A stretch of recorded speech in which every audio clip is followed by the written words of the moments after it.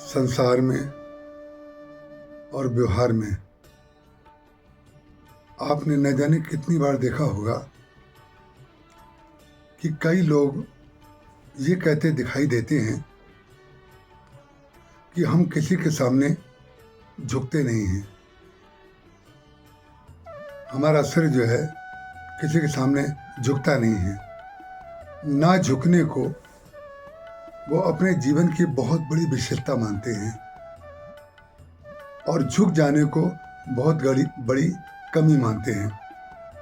रामचरितमानस में गोस्वामी तुलसीदास जी महाराज लिखते हैं कि भगवान राम के वन मार्ग में जो 14 प्रकार के भक्तों के हृदय का वर्णन वाल्मीकि जी भगवान राम से कर रहे हैं, उसमें चौथे प्रकार का जो स्थान है उसमें वे ये कहते हैं कि प्रभु आप उस भक्त के हृदय में रहिए।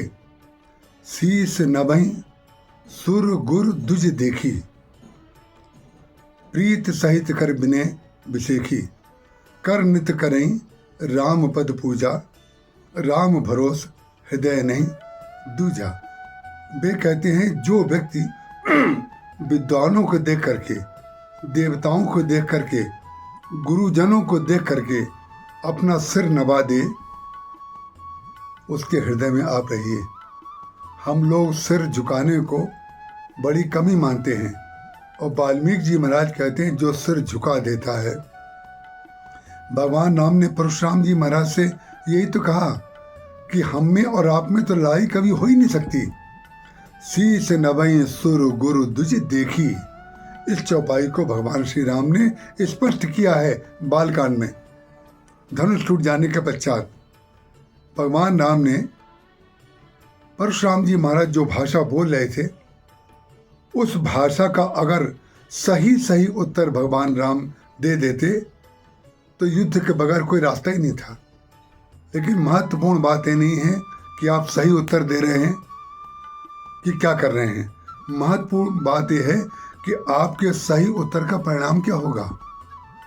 जो लोग परिणाम को ध्यान में रख कर के चलते हैं, भगवान राम राज्य को ध्यान में रख कर के चलते हैं।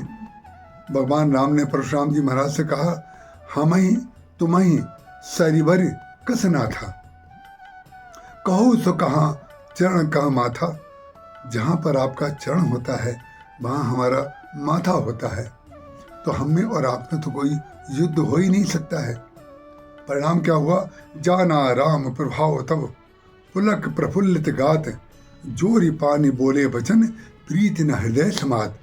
भगवान राम की विनम्रता और भगवान राम के झुक जाने का परिणाम ये हुआ कि जिन परशुराम जी के अंदर अहंकार पैदा हो गया था, कुछ क्षण के लिए, कुछ देर के लिए वो अहंकार निकल करके उनके हृदय में प्रीति का संचार हो जाता है और वे भगवान के तत्व ज्ञान को जान लेते हैं, भगवान के रूप को जान लेते हैं और भगवान की प्रशंसा करके, स्तुति करके महेंद्र पर्वत पर चले जाते हैं। हमको और आपको रामचरितमानस को पढ़ना भी चाहिए, सुनना भी चाहिए और ग्रहण भी करना चाहिए। ग्रहण करने वाली बात केवल इतनी है कि जहाँ पर भगवान श्री राम कौन से पात्र से क्या बोल रहे हैं, कैसे व्यवहार कर रहे हैं, वो व्यवहार अगर हम लोग अपने जीवन में ले आए तो तत्व ज्ञान जानने की आवश्यकता नहीं है। तत्व ज्ञान जो है व्यवहार से आता है।